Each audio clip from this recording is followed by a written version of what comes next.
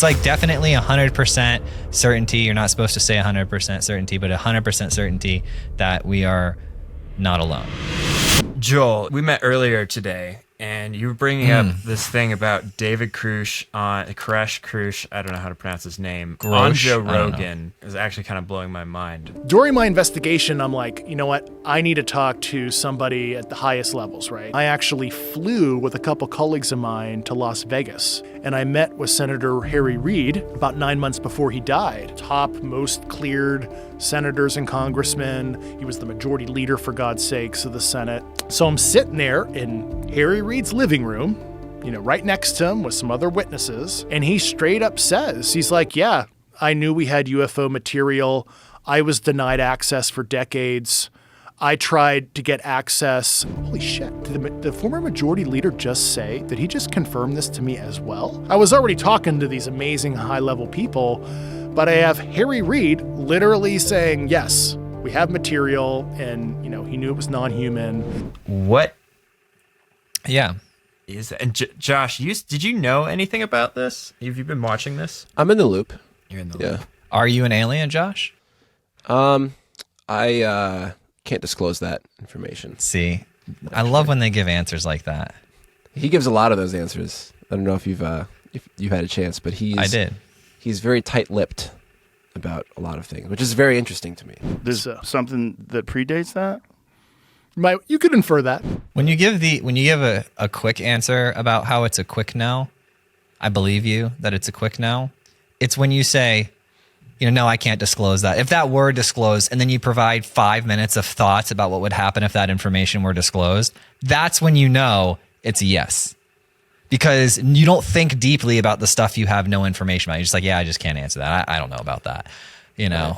But when you do think deeply about the impacts and the consequences of if you were to share this information and you have a bunch of thoughts on that, that means it's a yes. When there's a lot of meat on the bone, you don't need an answer, You know what I mean?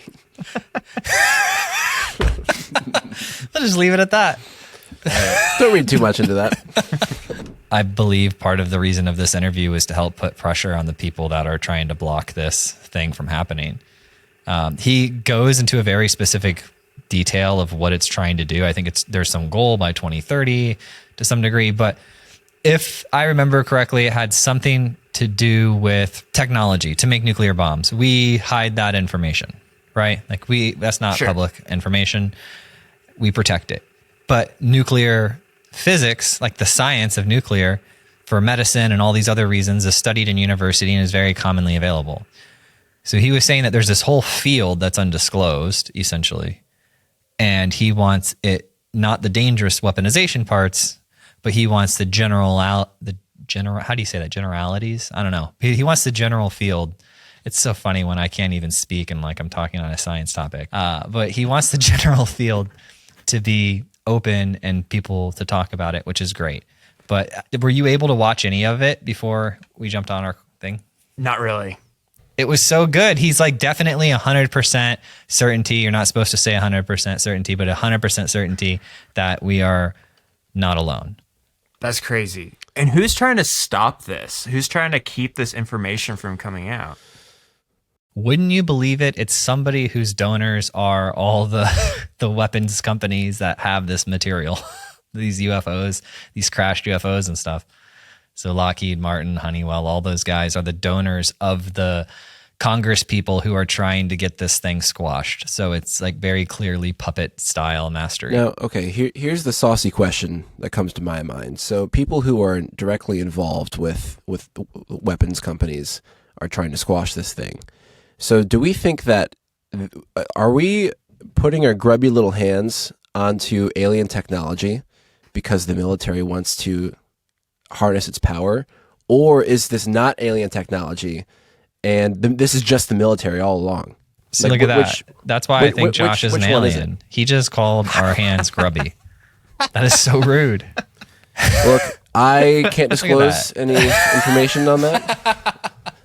Oh, that's a good point. Because a lot of what you see coming out about UFOs, there's three options. There's either it's just completely fake, 2, it's an actual alien, or 3, it's something that the government's come up with that looks like something an alien would be, but it's really the government just trying to make stuff and come up with new things that people just happen to see and or film. Oh, it's aliens. They say it.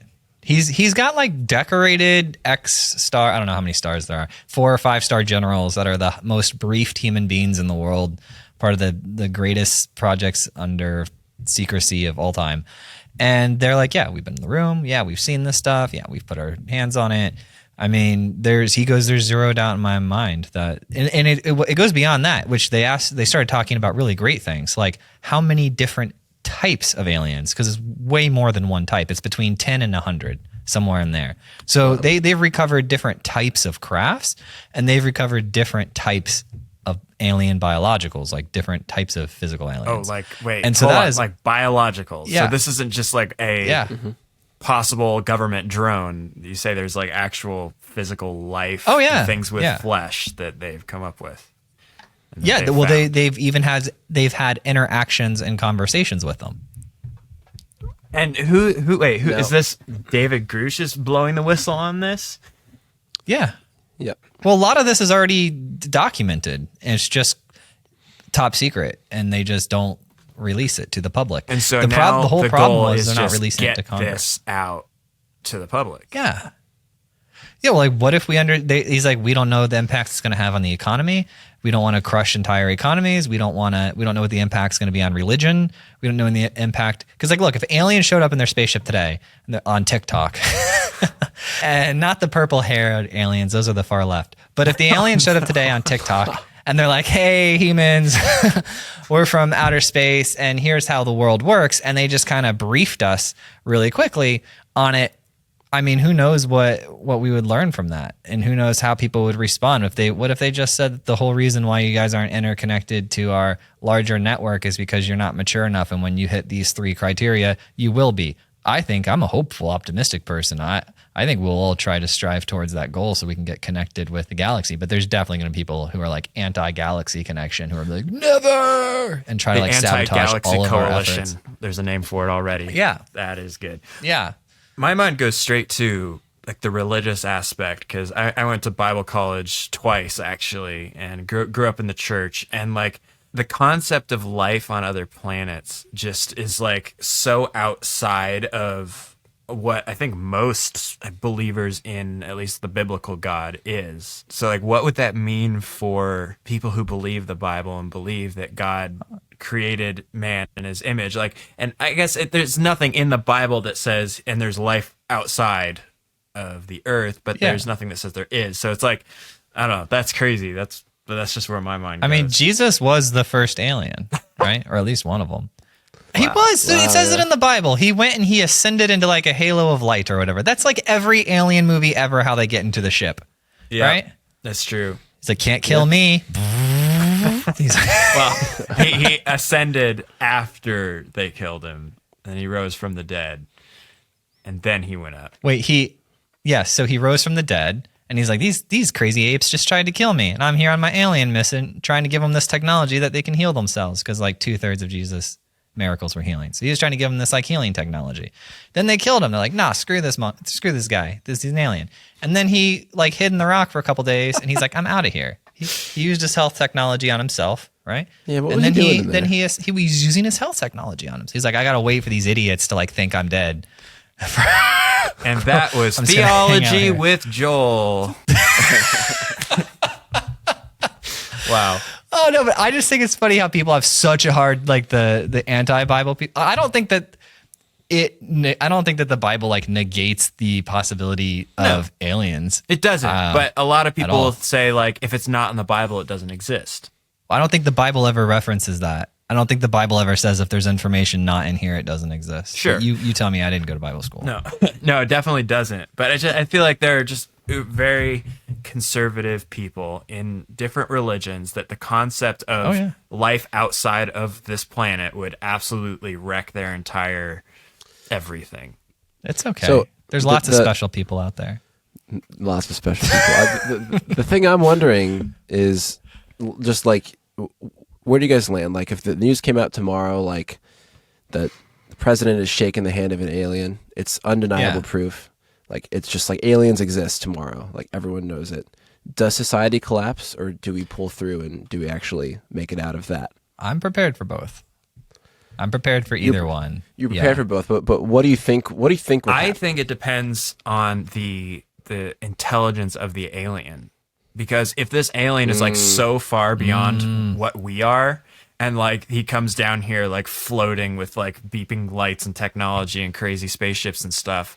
But if the alien is like, if it's something maybe lower intelligence than we are as humans, then that's a whole different question. So I don't know. That would be so exciting if he like had time travel and space travel, but he was like just kind of stupid.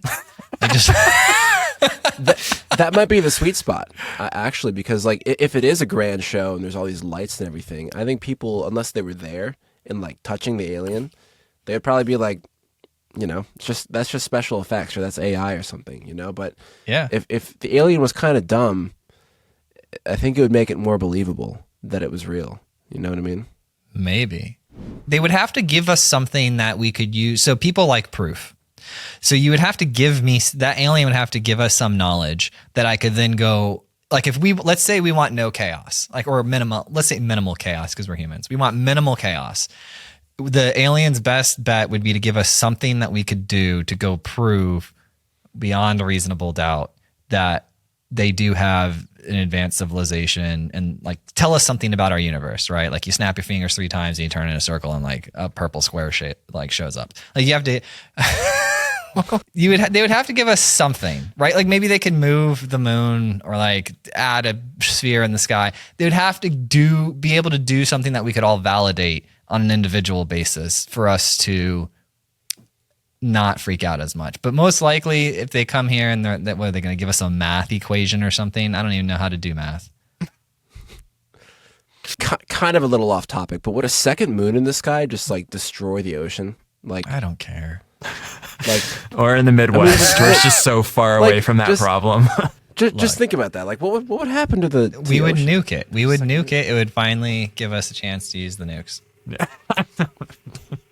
Whatever excuse we have to use nukes, we would nuke it. We'd nuke it. I kind of laugh when I'm buying an AR-15 because I'm like, why am I buying this? I can't hit a drone traveling at 200 miles an hour, right? And yeah, I would love to buy the laser weapons.